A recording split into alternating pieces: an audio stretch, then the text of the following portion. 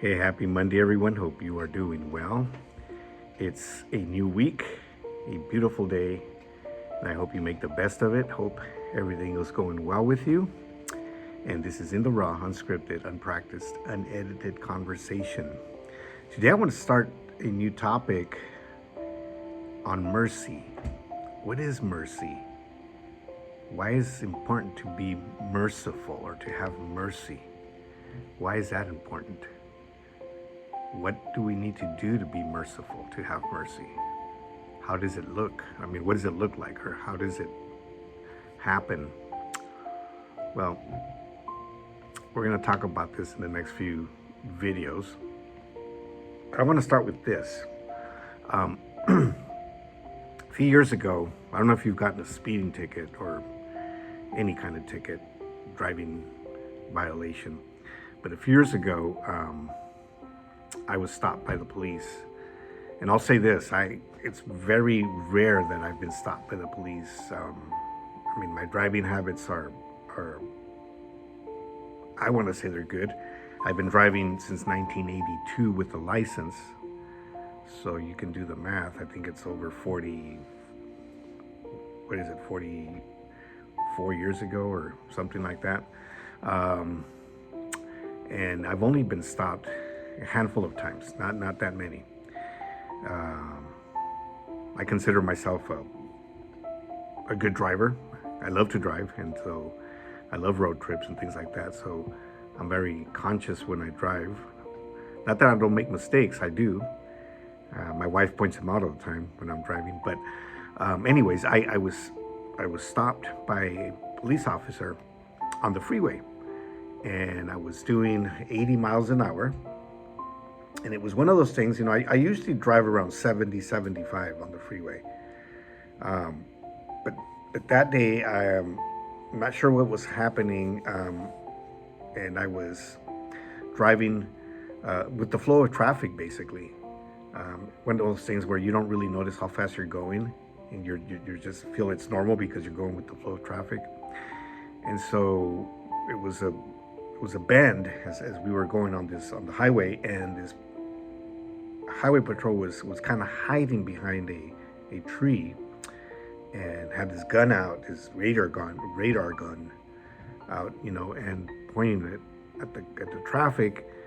And the next thing I know is I see these red lights behind me, so I had to pull over. And it was, officer gets off and comes up to the car, and a young guy, and he says, he's after the greetings and everything, he says, do you know why I stopped you? And I said, no, I don't. And by the way, that's just a pointer for you. If you ever get stopped by a police officer, I always say I don't know, because it could be something different than what they stopped you for, and you might get yourself into a predicament. But I said, no, I don't know why you stopped me. And I really didn't.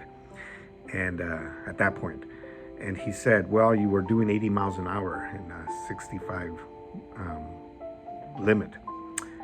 And I said, oh, I wasn't aware of that.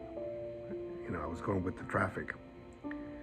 And so, he asked me for my paperwork and everything. I gave him my paperwork and, license, insurance, registration, all that. And then, he wrote the ticket. I was very, calm about it. And right before he finished, I asked him, I said, can I ask you a question, officer? He goes, sure. I said, how is it that you are able to measure my speed directly and not the other cars? How do how did you measure my particular speed? And he goes, oh, well, he says, okay. And I said, how do you measure my speed with the radar gun? And he's like, well, we don't use radar guns anymore. We use laser. And the laser technology allows us to, excuse me, it allows us to pinpoint and focus on one car. And I said, oh, okay, well, thank you. I was just curious about that. And, I inside of me, I was thinking, this is going to be my defense, because I'm going to go to court and I'm going to defend myself saying, well, I was going through with the flow of traffic. Why did he stop me instead of anybody else? And, and I was going to, my whole point was the point I wanted to make was, he's racial profiling me, just because of my race, and I was wearing this hat that kind of looked like I was,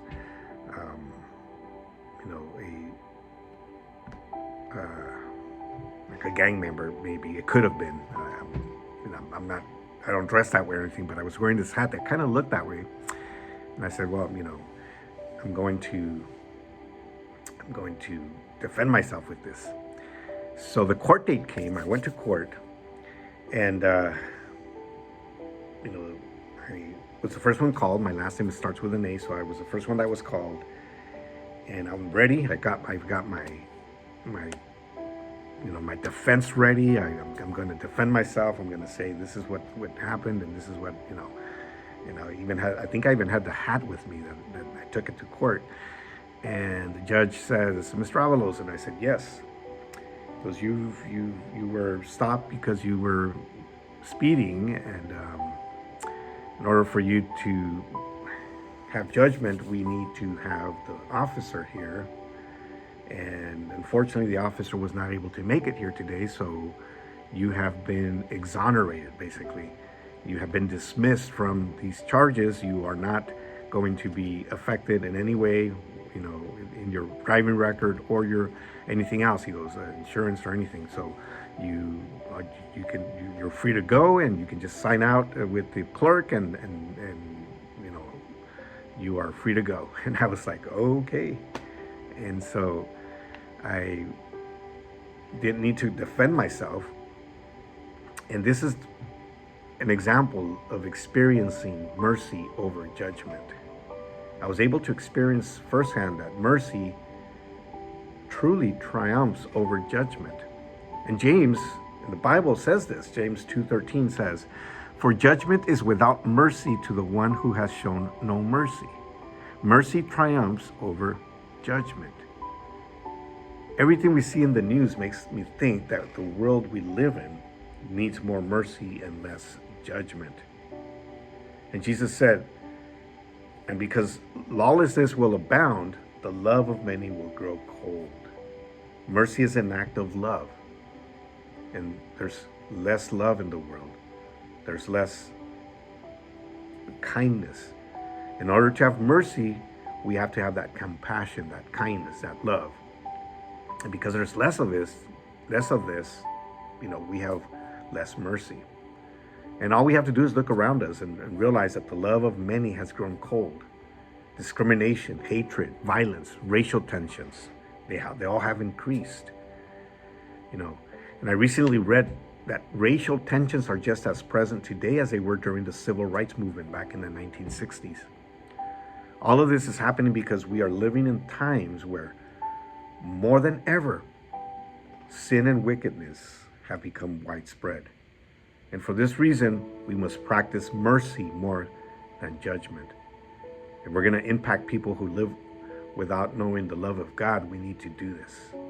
If we're going to live in a better world, basically, we need to do this. We need to practice more mercy and less judgment. And with this, I'm going to leave you. We're going to continue talking about this in the next few videos, and hopefully you will come back and